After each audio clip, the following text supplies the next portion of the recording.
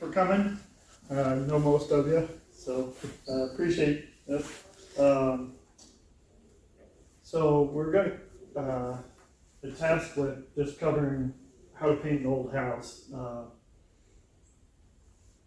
One of the rules I always think of when I started looking at it, I operated on a lot of 80-20 principles, and I always think of house painting as really falls into that. 80% of your time is getting it ready. The actual painting, pretty simple. I don't want to say simple, but compared to the work. And so whenever I see house painting done, sometimes I'll go, well, that house was painted, but it was just the reverse. They were there a day, and then they were painting the next day, and I just think, So I did take pictures around town. Hope nobody's house is on there. And I started with this one because our other presentation on Victorian landscaping, she started her picture with Bruce Moore, and obviously from working there, I thought I dug out one of my old pictures, and we were talking that I'll have to go back and take another picture. We lost all those. Before all the trees. Yeah. And I was like right here during Buresh. I was in the mansion at the time. And luckily when it came, it was just like everybody, we didn't know what it was. Yeah. And but I did have the thought pretty quickly to pull out my phone. And so I filmed, we lost this, but I filmed this, but then my concern was during the storm was what our damage to the attic was. So I did go up in the attic. I was up there during the storm and filmed that because, we had, slate issues, and then I documented all the leaks of it. But anyway. So, You were inside the house when the wind was all blowing? Yep. Me and Aaron Brewer, the landscape guy, we had to move a collection piece from the garden house up to the attic. And so I needed help, and so we were the only two there. Wow. Anyway, I know every inch of that house. That's a beautiful picture. So I'm Duane Eash. I live on 616 3rd Avenue Northwest over by Davis Park, and we know it as the Wilcox House or the Davis Edition, B. Wilcox. This is our list of our commissioners. We have a couple of them here. I believe that's pretty much up to date. It's the purpose of our commission.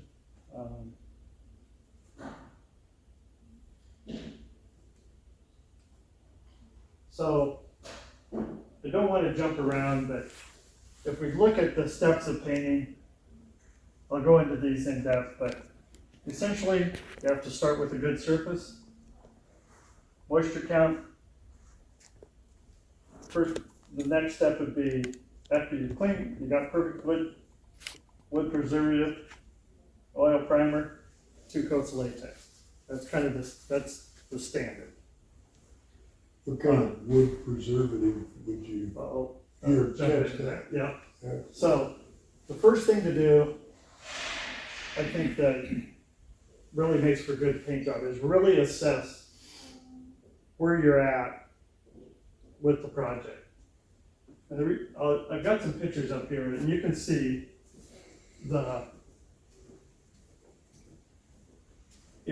sometimes I think when you start to have paint failure, you're just overwhelmed by your whole house, and you go, I need to paint the house. But you notice on this house, this is kind of interesting. The failure here doesn't have much over here or down below.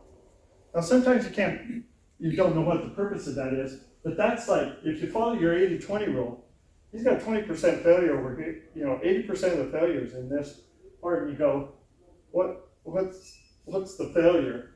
And it's pretty extensive. Now moisture is the biggest thing that makes one of the big factors in paint failure. And so you kind of wonder, is this a structural thing? He's out 3 foot over here, this, Now I don't know exactly, but those would be, you'd want to find the reason for your paint failure. So don't look at your whole house. Is the north side, west, is there a failure someplace, and is there a moisture issue? If you can find the issue that why your paint's failing, you gotta fix it. Well, in my opinion, you have to fix that. There'd be no reason you'd want to spend money there and not find the reason why you had so much paint failure. Maybe it was a second floor guy that just didn't do a good job. I don't know. Here's the other example. Now we know this house, right? Can you see right here? Now this was just painted, just done. And he's got, I'll stop and talk to him and just see what he thinks, but he's working on the house. But he has total paint failure. And this is brand new, and this is down to the wood.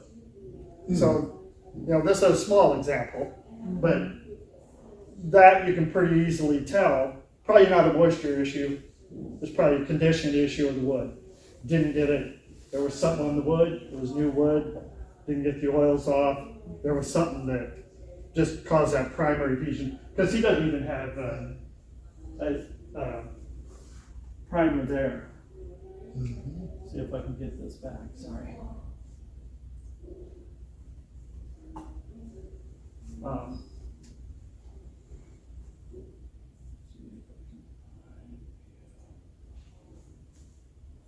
Sorry, I lost that. And then you've got to determine all your paint's got to come off. I mean,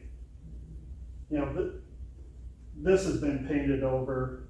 At some point you have so many layers that becomes almost, I don't know exactly technically when it becomes a waterproof issue. But if you paint enough paint, moisture can't travel through that. And so, in my opinion, I wouldn't know. I mean, I have a better picture of this, but if you paint this is gonna come off next time. Now this house was just painted. I don't know. Just done this year. Edges aren't diminished. I look at painting as maybe not an all or nothing. If you have a high visibility area, maybe take time and strip your front doors, your porch, maybe pay more attention to there, maybe the visibility part, because you've got to know that paint's going to chip.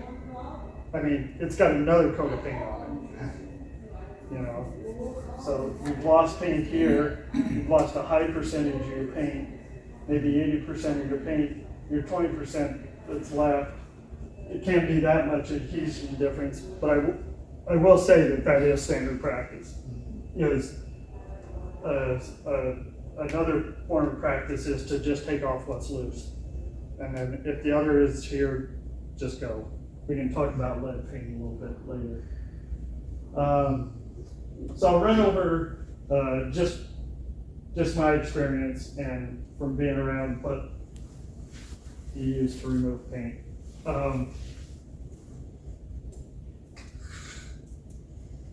I'll say that, so one of the biggest issues is obviously the lead in paint. So any tools, you don't want to create a dust. So what they found was the people that had the highest contamination rates were dust. So lead is through the mouth. So it's either lungs or stomach, not through skin. So you have to breathe it or eat it. So little kids will eat lead chips off windowsills, whatever. And workers, if they aren't masking up, will breathe it in. So just with that in mind, you don't see a sander on here. So one of the things, let me see because I don't have a Cobra here. So kind of the gold standard would be a Cobra. That'd be infrared. About 1100 degrees, lead starts to vaporize. So obviously, you just want a mask, just standard practice. So, you want that level of cartridge. And then just remember, it's a small detail, but just remember you do breathe it in. I see a lot of guys throwing their mask around. And like I always pull my cartridges and I always tape. I mean, this is what you're breathing from. I've seen masks that have lead on that side. They're just thrown around. So I always try to pull them, keep my mask clean, just wash it out, and then keep your cartridges clean if you're going to use them. I always date mine, and then I've never really found anybody these aren't cheap. I'm kind of frugal, but the only way I test them is I like spray paint and then see if I can smell it or something. So that's the way I test them. But otherwise, kind of like if you're working, it's your own judgment. I mean, nobody's ever said, or nobody will go out on a limb and say they just last so long or whatever. It's usage. So be sure you mask up. So temperature, the Cobra, not cheap. Mechanically, there's guys who use the paint shaver. I can't use it. I'm not telling you can't use it. It is an aggressive tool. So if you think of you've got to remove paint, you've got to say you're gonna damage the wood. That's the accepted thing, is like if you go in and you go, if we take the paint off, we're gonna do some damage. And then you say, okay, we want to minimize that damage.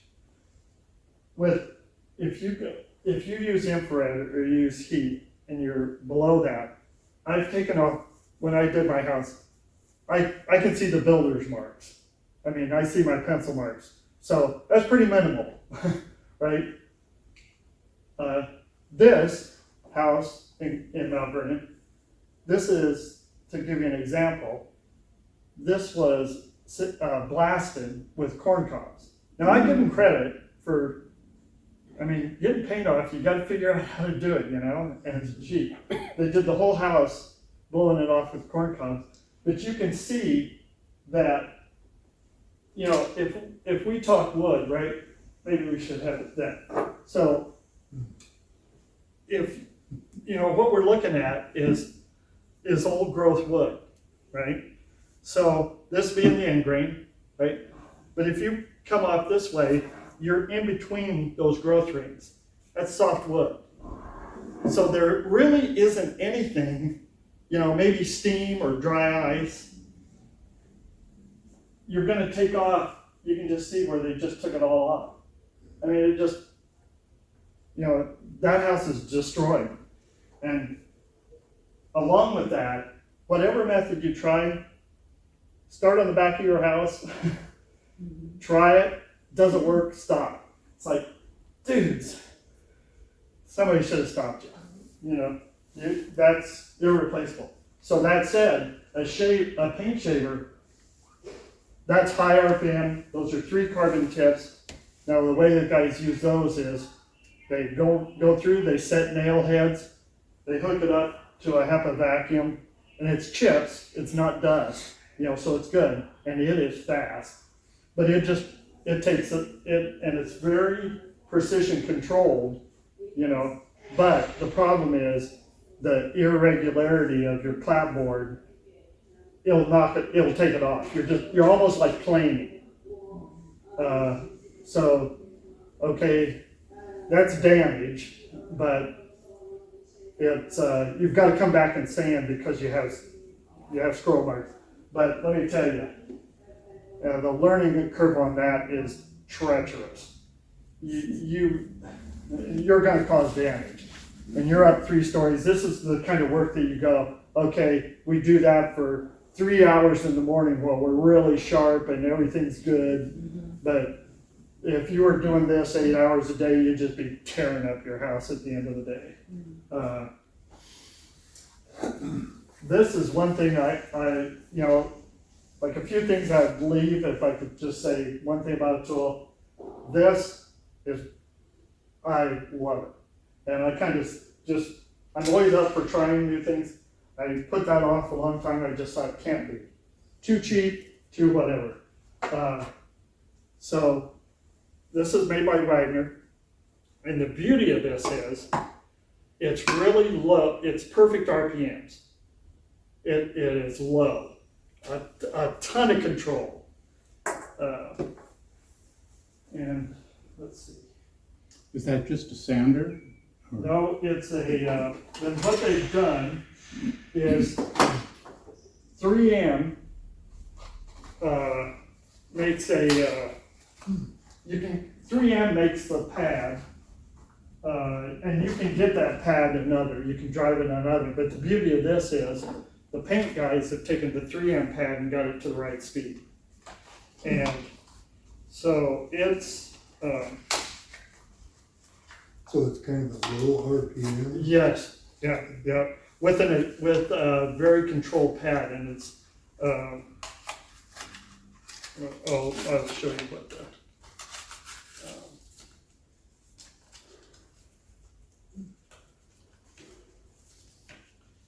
and like I said, I think the price of it, and now that I thought, when you see it, these, I don't know, they're not.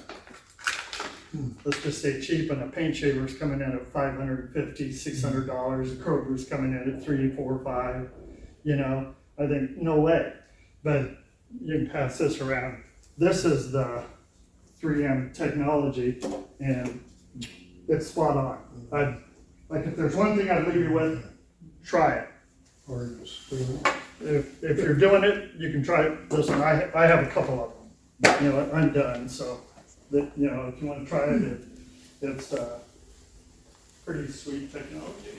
What's that device called? Just Wagner paint eater. Paint Wagner paint eater. oh, okay. And Wagner's the guys that do paint. They do paint sprayers, and they're kind of in that paint. Their niche is paint.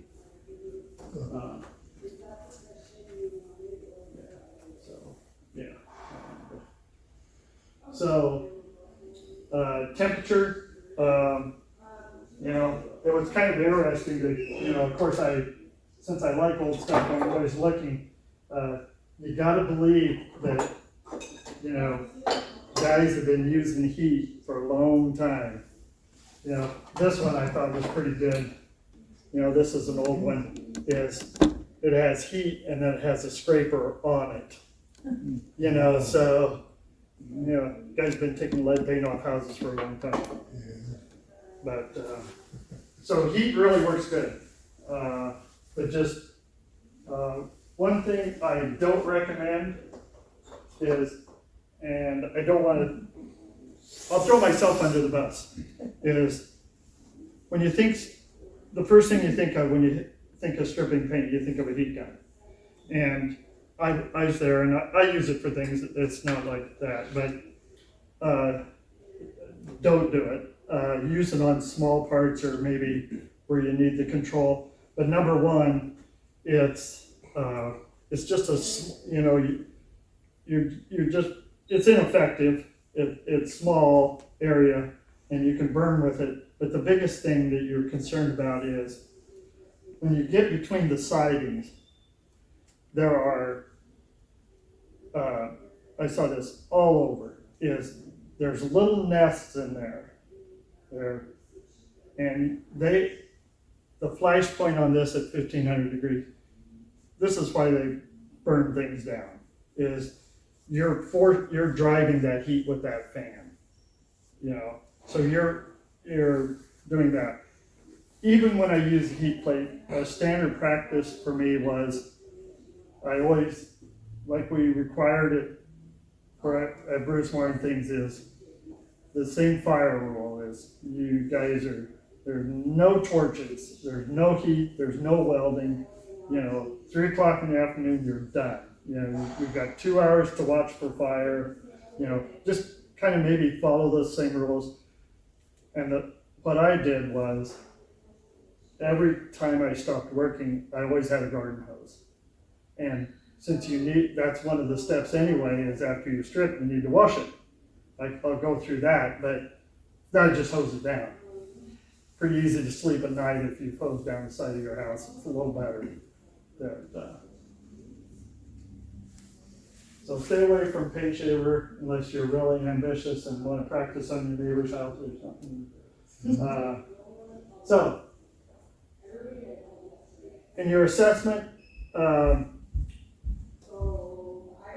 my recommendation is you just do your repairs. I see houses painted without repairs. This is a house that was just painted. Why? I don't know. I'll say this, it's better, a bad paint job is better than none. You know, I mean, paint it, but watch. Maybe this isn't so bad, but a lot of times what I see done is around porches and stuff, they'll just really slop on paint thinking that they're gonna stop the decay or the rot. It's the worst thing you can do. You'd be better off trying to let it dry out, because now you've sealed it and you've sealed the moisture and you actually made it work. It's like a bad caulking job. You're just, you know, but do the repairs. Bird, you know, you gotta watch for that. A lot of birds. Up on Stein's house, they've got a whole line of just the woodpeckers that have just gone down the whole corner. There's probably about 8 holes in there. That's a hole clear through a crown molding. Really, really surprised. And one thing birds really do is they'll see a flaw, or there's something there, because I'm just amazed. There had to be some kind of flaw in that crown molding. I mean, that's work. That's a good piece of work. Not a good picture here, but this is, you know, you've got to get in there, and they've lost that molding over their window. You know, man, you've got to be ahead of that curve. You know, it's one thing to scrape and do a little maintenance, but to build a piece of molding, I don't know, good luck. You know, that's what you hear people chasing all the time. If somebody hits me over, you know, I don't have this shape of molding. Who makes molding? Who does it? You know, that's it.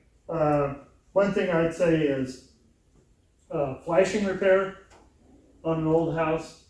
I think just to cover what flashing is, and you have these, this is an example of a window.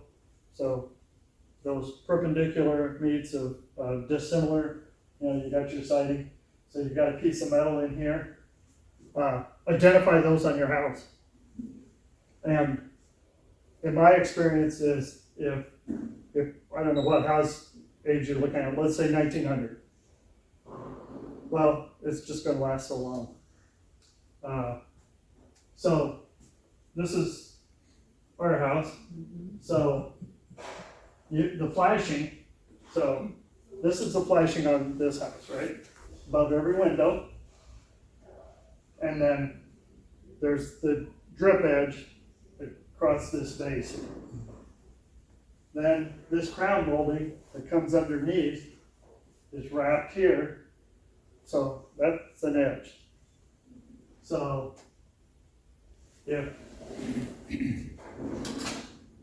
that is this. So, you know, this would have been bent, like you saw in the picture, right? Okay, this would have been nailed over the edge. This would have been down, and this is up underneath. Okay, when you're up there, what I'm gonna see is this. But you can look here, it just all failed. You know, it had done its job. I mean, but it's been sacrificed. I mean, it did exactly what it was supposed to do. But now you got a problem, because this this water is coming back in through this hole. The exact thing is now, that was to protect that water and out over that flat surface is doing you the worst disservice, because it can funnel that water right back in. It traps it, you know. So I don't see, you know, and I'm saying, okay, that's just the life of this product. I mean, it's like saying cast iron in a house. It doesn't take a smart inspector to know, well, if I can just go by the book, lasts 100 years, you're done. I don't need to tear your walls open and tell you that. You know, I can tell you that pipe's gonna be cracked. It's kind of the same type of thing. You know, I can safely say, how old's your house? Your flashing's done. So this was my flashing on the drip edge. So this is the rebuild. So pretty easy.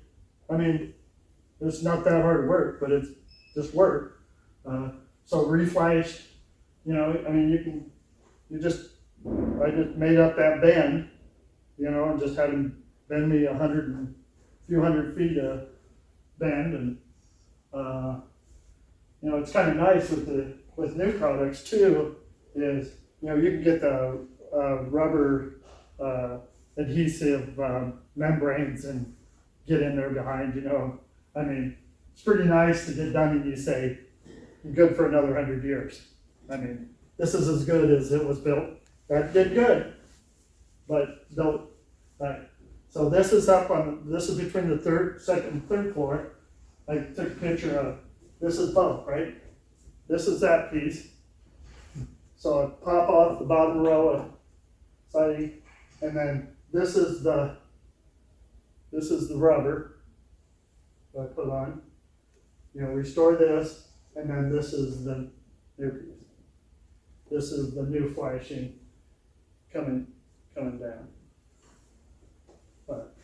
But all, you know, this was all of it. All my flashing in the house had holes in it. There was no, you know.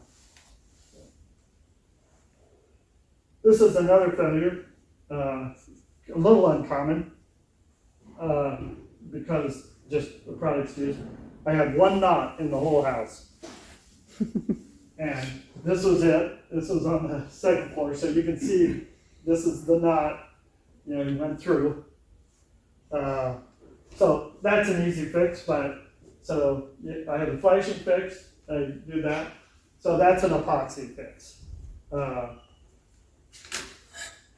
Those are easy, pretty quick. I won't get heavy duty into that.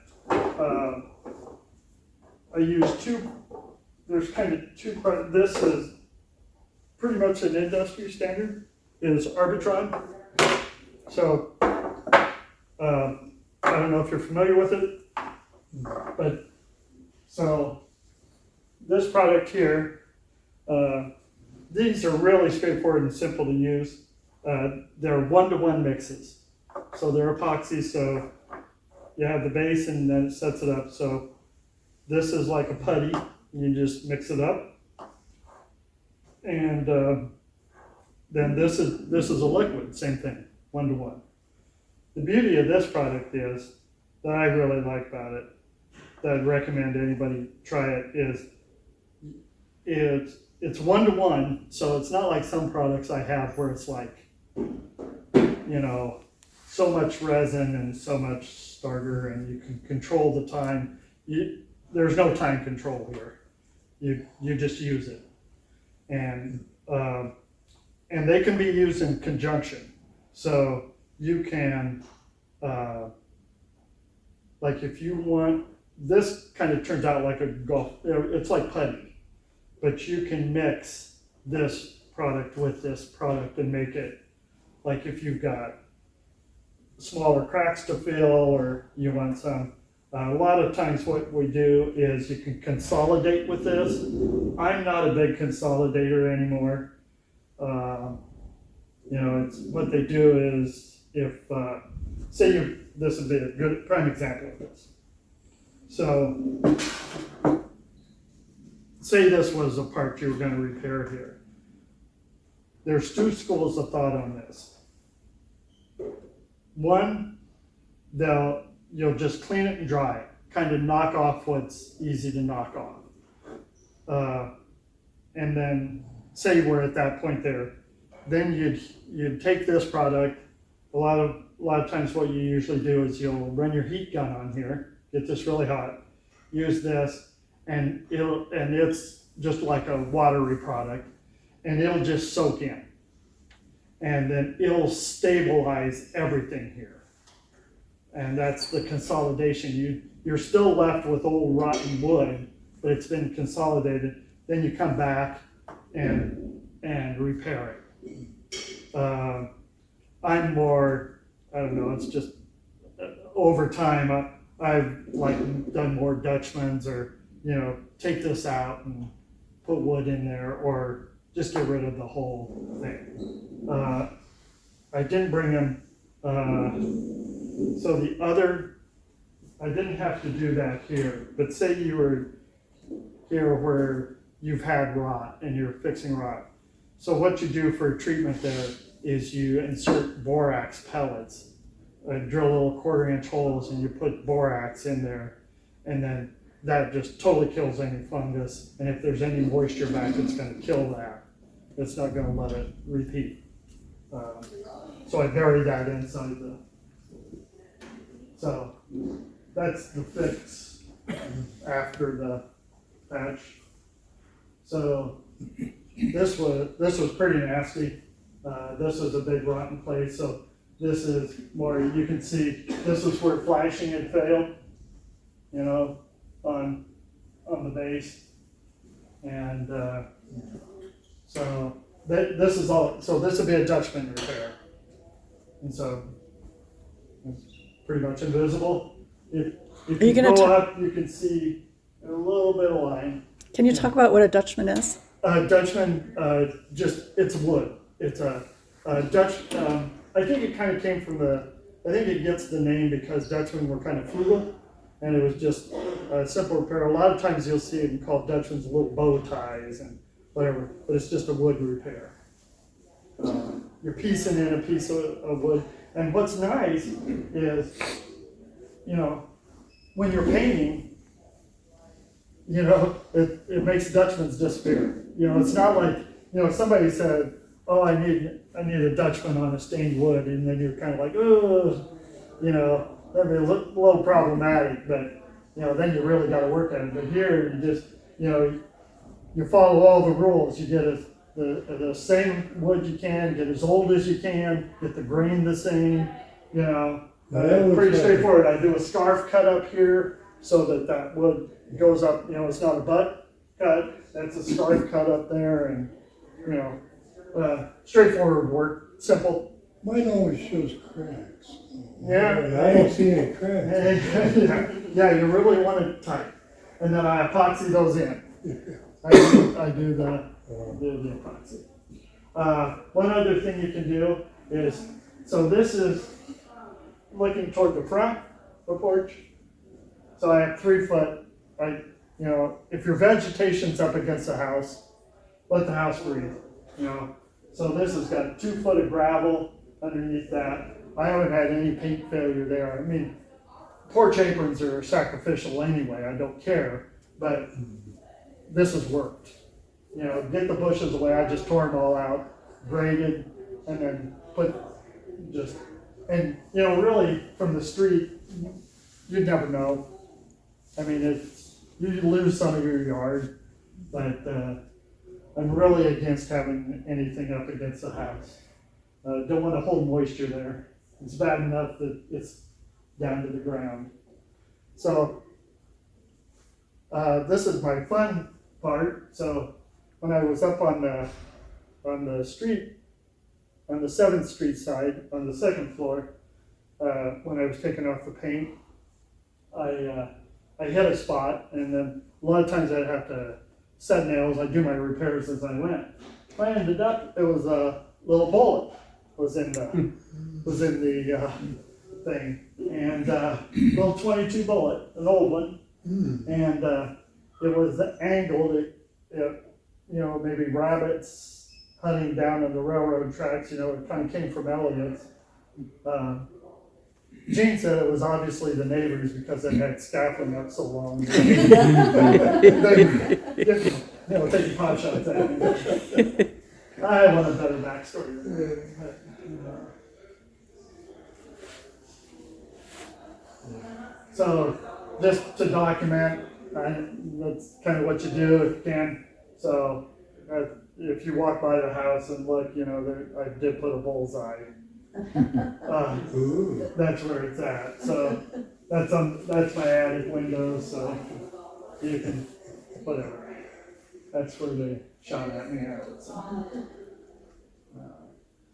So talking about paint a little bit.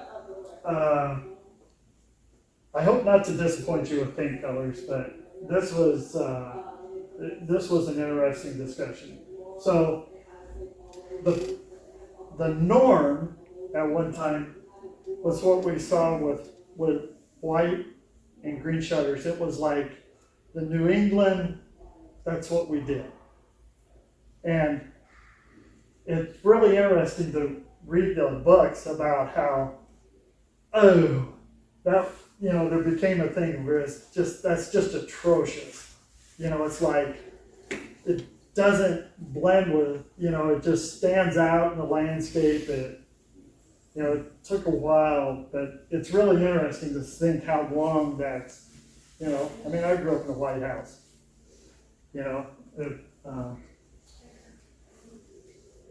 body trim and accent, normally 3 colors was the thing. So here's a pretty well done.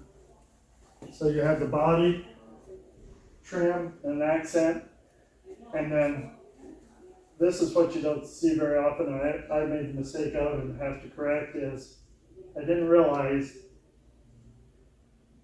so your windows, they kind of painted those to disappear. So those were either black, dark green, dark red.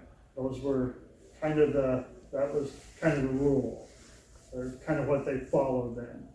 So even when they say your house is 3 colors, you'll notice they'll have another color. They don't call black a color, but so really, you have 4. But this one's pretty spot on of houses that I see. And then of course, when you look at the White Houses, you can just say, man, that sucker could be painted. I'll put them side by side here. Here's the Cornell house. There's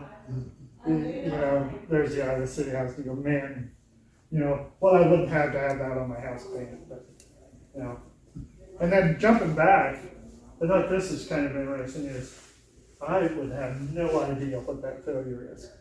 None. One side of the roof there, clear down to wood. Nope, I'd be clueless.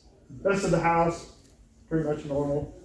And but that's an example of you want to figure out what that is. You don't want to put $100 worth of paint on, and let's clear down to bare wood. That's the historic house in Iowa City.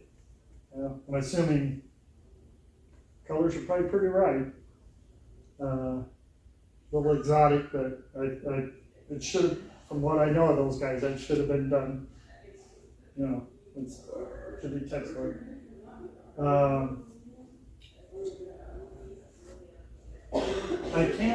I haven't really seen, I don't want to say that the spindles are overpainted. I used to think that more, like, let's say this is just wrong. The black and white, you should identify the piece, that gets painted. It should make a logical sense. Paint the whole piece. If you're painting, identify it as one piece. It's pretty easy when you can tell you're painting too much. This is another one. This one had a whole house strip. This one's pretty sharp. This is in Iowa City, and man, sweet job, man. They did just an excellent job. No, they took off all paint, 100% paint, 3-color, they've got, not a good picture, but they're black windows, they have a body, trim, painted trim perfect, and frame boards to frame it, accent color, pretty nice, pretty nice. Is that a kind of maroon color? They've got An a, accent? they've got like, Yeah, I didn't see that. yeah, pretty subtle, but, I think one of the things that I think you should look at your house, and your house is what you got. You can't paint don't make it look like a Victorian if it's not. Hmm.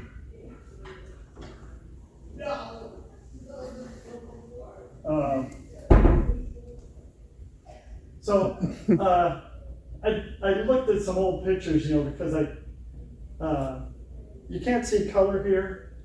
Assume we were talking about that a little bit, but you can see, these would be 1900 pictures, black window, frame, dark, body color. That's what they did. Same here, they had their shingles, another color, a good picture, horse buggies. But this one, I had to look at a while, same thing, body color, trim. But then I thought this was kind of interesting. This kind of backed me off on painting. If you look at those porch spindles, they had some colors in there. See the white spots? The light spots? I mean, so I would love to see that picture in color. To see, that's probably a pretty proud house. That probably looked pretty sharp.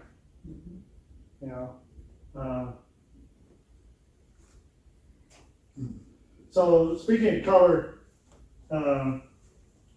as far as having a reference, I don't know if you're familiar with that system, but so he created that system and still used today, and it just gives it's like 1,700 colors, hues, tones, whatever, and it's like the go-to. Like if we could say, it's kind of like saying, oh, I painted the house red or whatever. You'd have to know a reference. This is kind of like an architectural. An architect could say, I want this painted number 258, and you could go and look at that color. So that's kind of a universal. You'll see in books. You'll see in some of the old books. They'll just give the numbers. So depending how far you dig, you'll run across this system.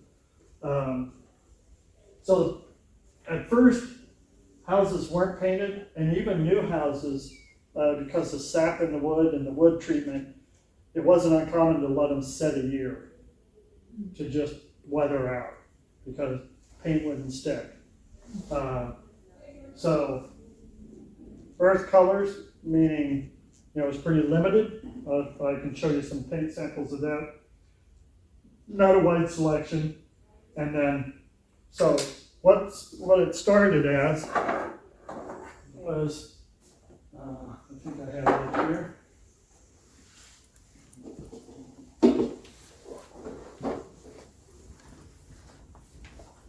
So it would have been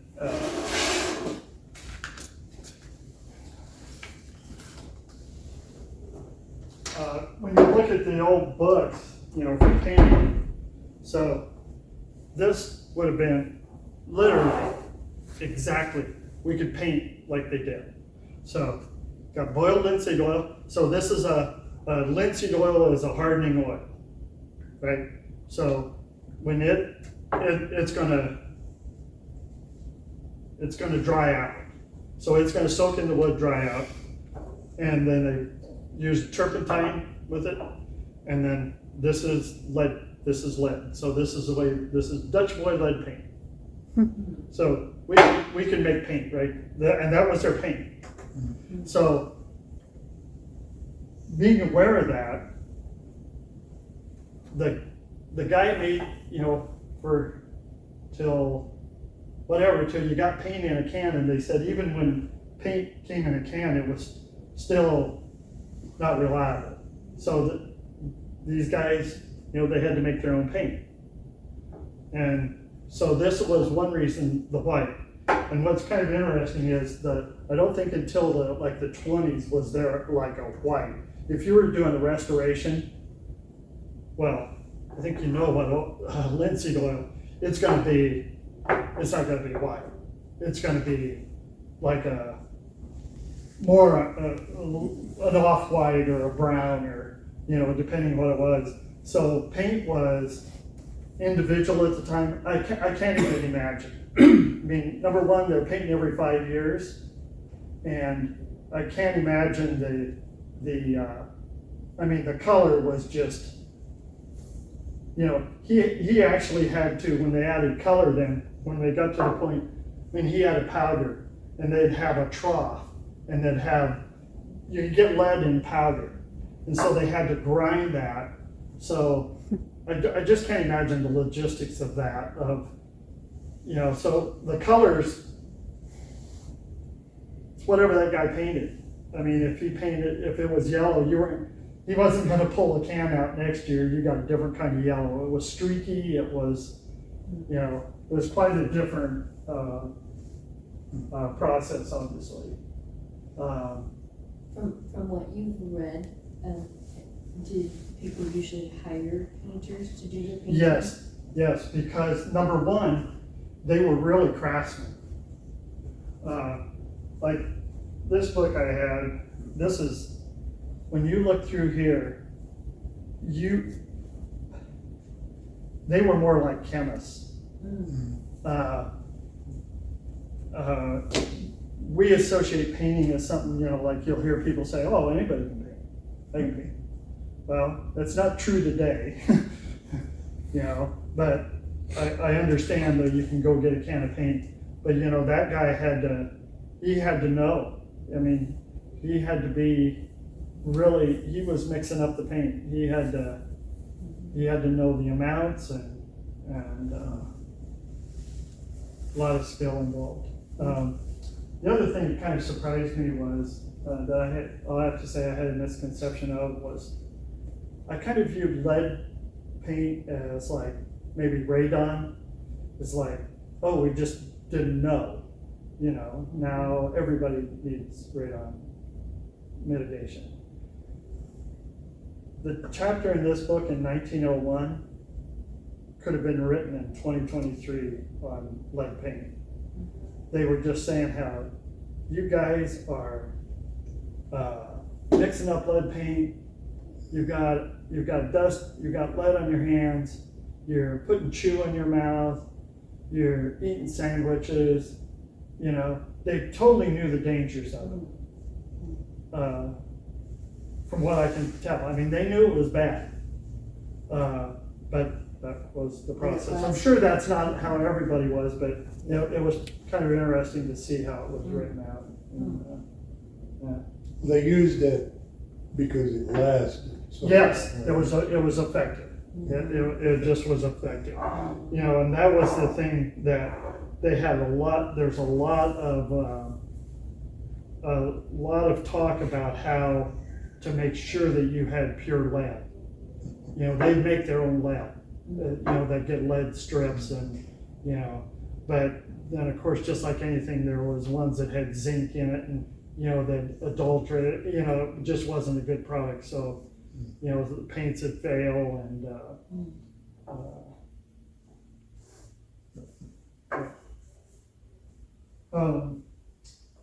so I guess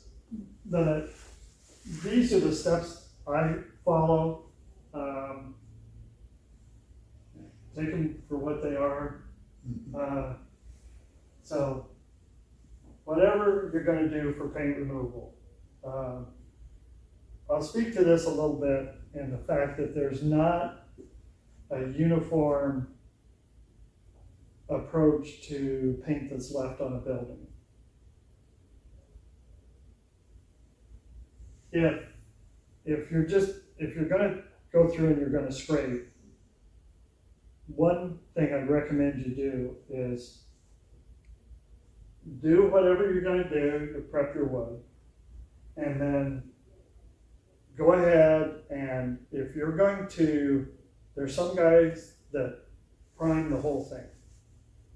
There's some guys that will still say, I'm just spot priming bare wood. If you prime the whole thing, I would highly, highly recommend, if you're doing this stuff yourself and somebody you can call back and say their paint failed, I'd do a tape test. So let your paint cure out and then just say this was what you painted and put tape on there and rip it off and see what that bond, see if that bond holds up. That's a good test to do. That's one way. I would not, I don't know, I guess I don't have anything to back it up, but I'd never put oil primer over a paint that I really don't know. I mean, that's like, what's on my house? And then what's this piece and what's this piece? Is all the latex gone here? Is this oil over here? Is there still latex here? Is that lead paint there? But of course I defaulted to just take it all off. I thought, well, someday I gotta sell my house and I sell it without lead paint. I don't want that rider on there. And then I thought, where do I test for lead? Down here, up here, whatever. So maybe I'm old, but anyway. So paint, and so you want some tooth left on that 80, nothing over 120 grit. Do your repairs, have your repairs done. So, strip it, prep it, repair it, and then this is the step I really recommend is wash it. And I kind of came through that from being concerned about having to use heat in some areas. It was up high and there were, I thought, this is pretty risky. And let me tell you, when I washed, and I didn't use any chemicals or anything. I didn't want any chemicals going into bare wood. I just took a brush and hosed it, and man, I really got a lot of. Number one, you don't want any dust on there. You want it clean, but it really cleaned off. You've got waxes on there. There's a lot of stuff left on there. And if you hose it, that was like, the difference was sweet. I mean, it really, a simple step. The one thing I'll say about these steps is it's all about time, and that's probably what you can't get if you pay for it. But nobody probably wants to, it dries out quick on the not in grain, you're just working it straight grain wood, it dries quick. I don't even put a moisture meter on it anymore. You can tell in a few days, you're okay. Preservative, along with, I should sell all of you this tool if you were going to. This would be the thing I'd throw in with it. And this is proven and backed up. And how I came across this was years and years ago. I read, it was a guy in Indiana that had to take care of, it was like an usher's ferry or something. And that's what even dealing with contractors and everywhere is, you gotta have somebody that's responsible for the building for 30 years, and that's what I tell myself, is that guy's coming in and painting and he's out. He's not living with the building. And this you can add to the paint job. So it's put on, whatever your time up. So it's put on, it's like water. You can spray it, you wash it.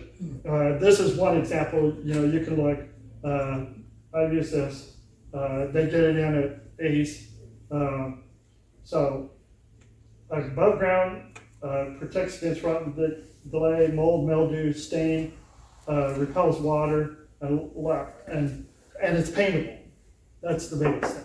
So there's a lot of preservatives that have other products in them that aren't paintable, but it has to be a paintable product. But that's something if you're doing it, I'd really research it and say just a paintable preservative.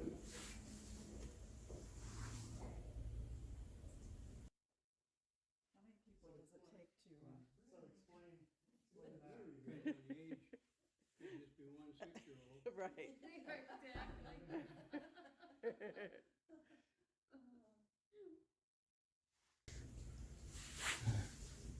Thanks for bearing with me on that. That's Oh. interesting.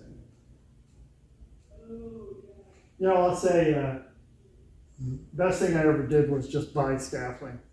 You know, when I'm on these forums and stuff and people are always talking about renting, I just always want to jump in there and just say, just buy it, go get a loan, buy it, when you're done, sell it.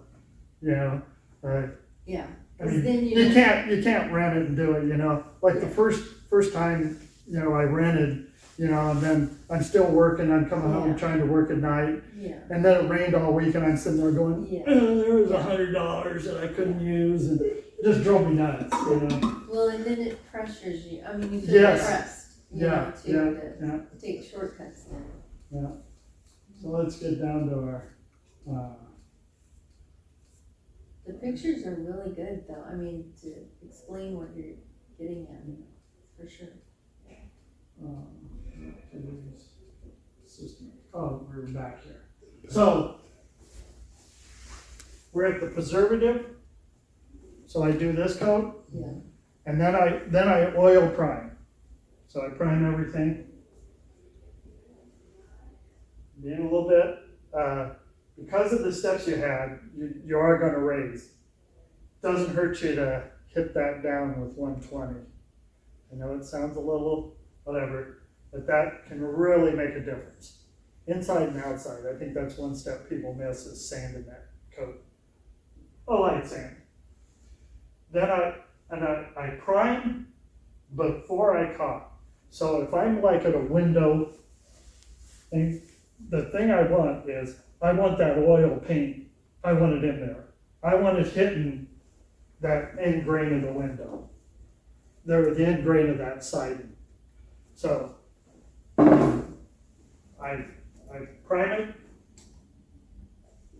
I caulk it, so everything's caulked, and then I come back and prime again. I prime anything that I've caulked. So, it's another step. I don't see that done much. Every time you're putting on an oil coat, you're talking at least 24 hours, depending on your temperature and humidity.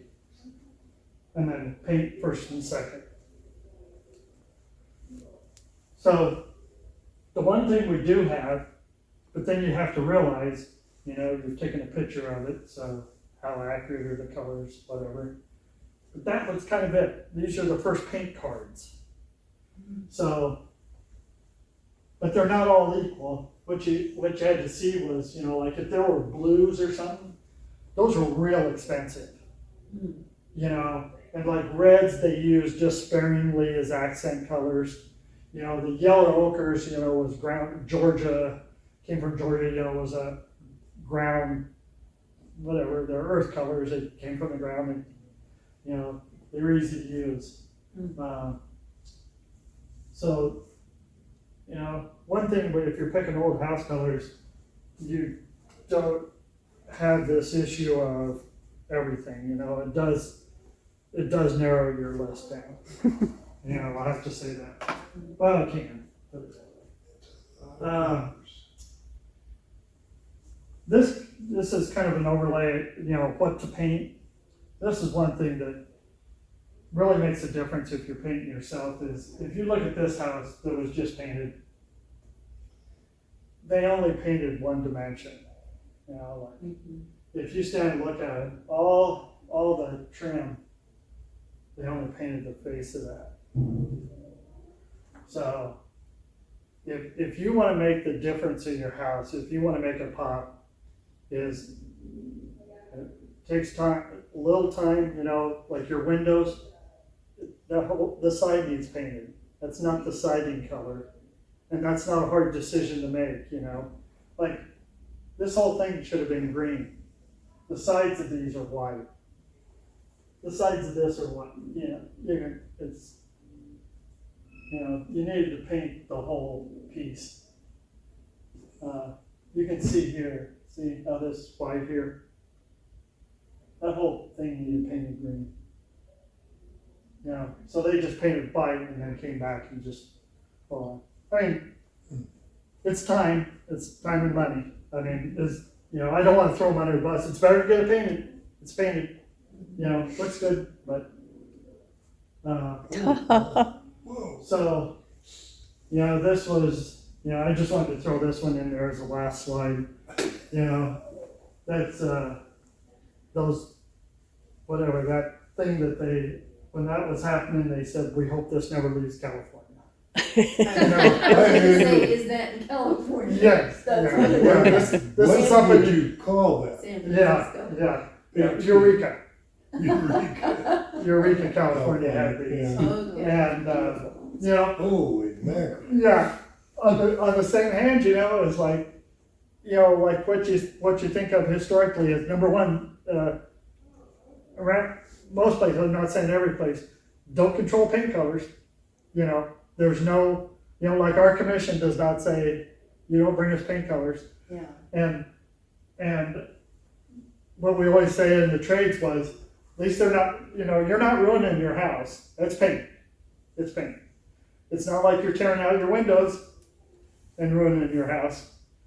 You painted it, and he saved the house, and probably, from this, probably did a spectacular job. Probably it doesn't look That like would be there's. a tourist attraction. Yeah. You can tell everybody turn at that house. Yeah. What happens when you buy paint on sale? Or they had a variety of Yeah. only a little bit. 50 Yeah, cents a these are the can. ones where you always go down to Restore and go, they Yes, just pick it up, yeah. Oh, Mix bring that back whatever color, you got. will ya? All those returns. Oh, boy. A couple other things I'd throw in is, I do use a shellac. I'm a real fan of shellac, so that, like say if I run across a knot in the wood, I'll, some knots are set, some are loose, I'll check that. If they're loose, I'll pull them, fill it. But if it's tight, throw a heat gun on it, maybe pull some sap out of it, because that's what's going to attack that paint. And then I seal it with shellac, just a little that, and that's what this is shellac, white shellac. But if you have regular shellac or just whatever, and the beauty of shellac is it goes over anything. It'll bite to anything, and you can come over with polyurethanes and whatever. One thing I'll say about paint is I'd always recommend staying in the family of the brand. I'd say, if you're going to go with Sherwin-Williams, get Sherwin-Williams primer. Maybe that's a weak theory, but you've got to think that a company is they're making paint, they're talking to the primer guys. I wouldn't go get, and I'm still an oil primer guys. There's I won't. Reason people don't like oil primer is it's dry time. These guys are on the clock. They, and they can get in and out, but it's still, the theory is oil primer guy. And then once you get in the family of paint, your trim usually will be a different type of paint. Some guys still use oil paint on their primer. They like it, less brush strokes, flows nice, looks good, a little glossier. For example, this is like an acrylic exterior resilient. This is like what you'd use on trim. You wouldn't be painting the house with this. You'd say, I want something for my windows, and they're going to point you that. As far as paint, I'll just say, not like I'm a salesman for Benjamin Moore, but number one, I'd highly recommend cleaners. Obviously, they're paint guys, good guys. But Benjamin Moore is technically a better paint right now. I mean, it's a different system. They've encapsulated their paint. You know, Benjamin Moore Aura. You know, I don't know. It's good stuff, and so don't always just look a little bit and say, what are the top guys doing, and is there a technical difference with Google and stuff and talking to guys. But Benjamin Moore is right now has got a really good product.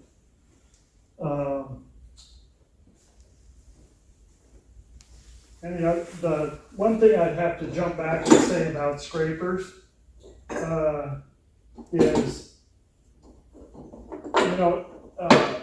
if you, I want to talk about carbon scrapers. So I'll just say this: I've used them all. Oddly, I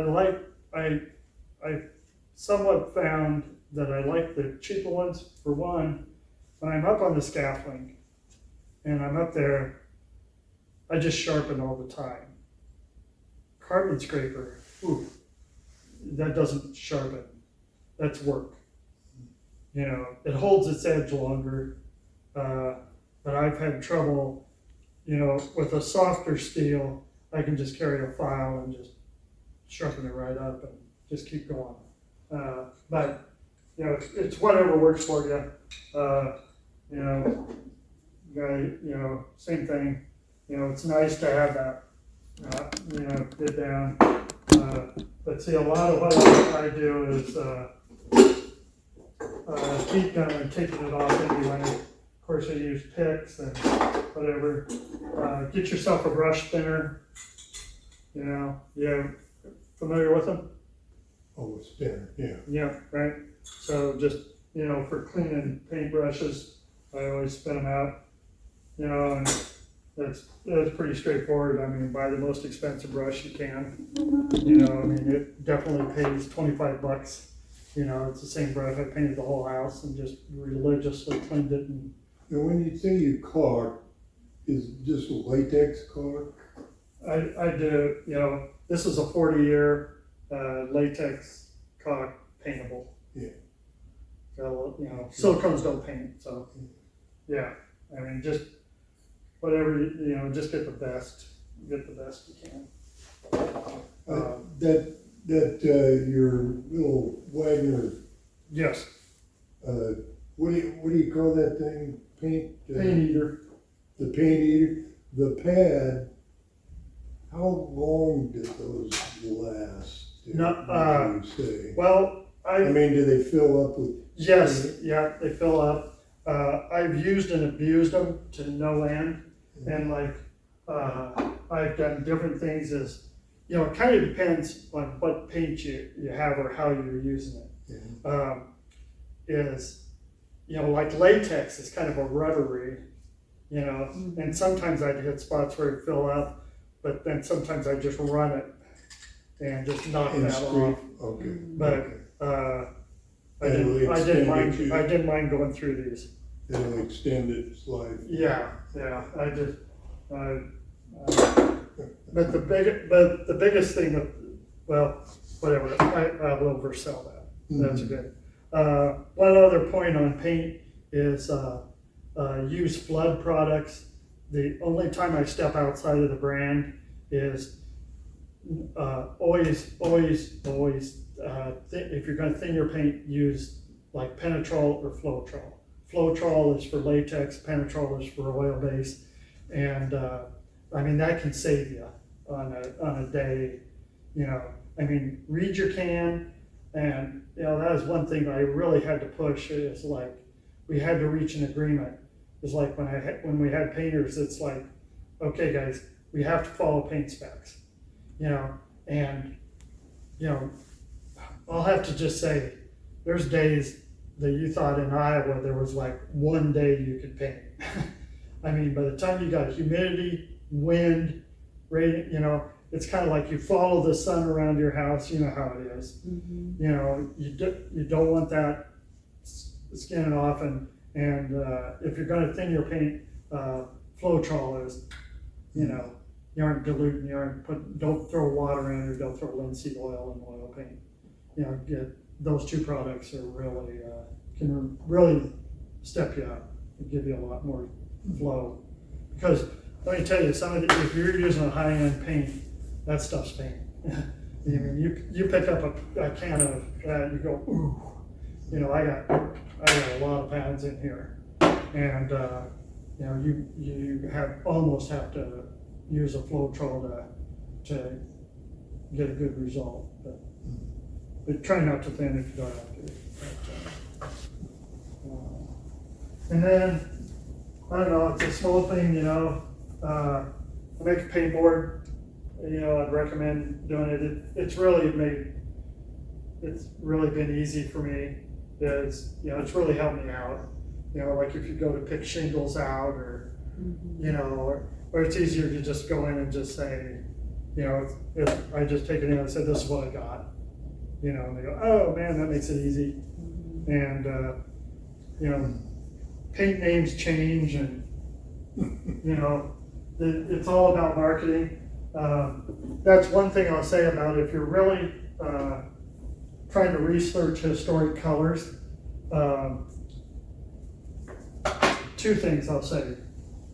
On our house, I thought, you know, my initial thought was, well, I'll be able to see what color it was painted. You know, so I get down, and my first color, it's yellow. I see a yellow. I guarantee you that was like the first thing, you know, you could tell. And then the second color was like, seemed like it was a dark brown on the trim. So, you know, I convinced myself, you know, and then obviously it was black windows. They'd never been painted more. You know, that was the original. It was in the grain. But what you can't tell, and I'm not saying you can't do an analysis or a spectrum analysis or whatever. You know, I know they do it, but that seems to be out of reach for the common person. And then you have to tell yourself, you know, you run those colors by, and then you go, well, I don't like that color. You know, well then what's the point? You know, if you know. Right. But the bigger thing is when I looked at it, I thought, you know, those primers, when I read, that was yellow ochre primer. And I'm thinking, I wonder how many yellow houses are out there that they go, oh, it was yellow. Unless somebody's made you a board, or you have something that you know, maybe high-end companies can do it, but I don't think the average, that you might be stretching it, because when you think, okay, if they painted every 5 years, and you know, how much that. The other thing I'd say is, on the one thing you have to watch is, you know, if you just go in and get, just pick up a flyer and you go, what's your historic paint? Well, take those against those chips, you know, and they sell paint, you know, and they can put the word historic in front of it. I mean, you can see it's like, what generation, you know, they go, oh, they like the color blue, okay, we'll make some historic blue. You know, it's kind of like the guy that came and stained my floors.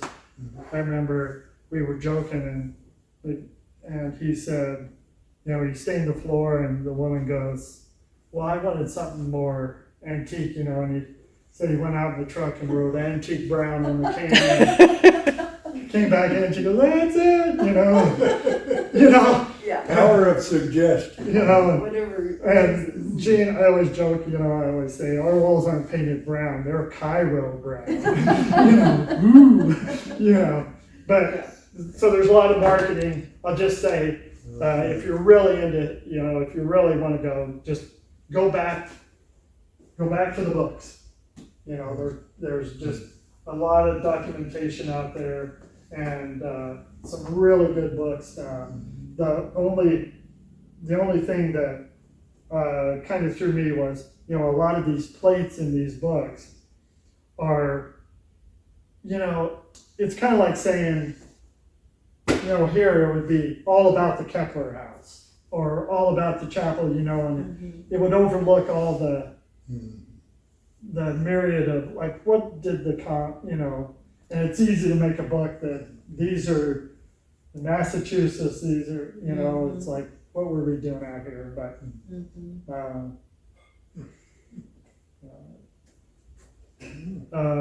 you know, pick your color, take outside, really critical. If you're picking a color, look at the colors outside. North side of the house is what they say, you know, paint, you know, they, so with that, I think I'll call it quits.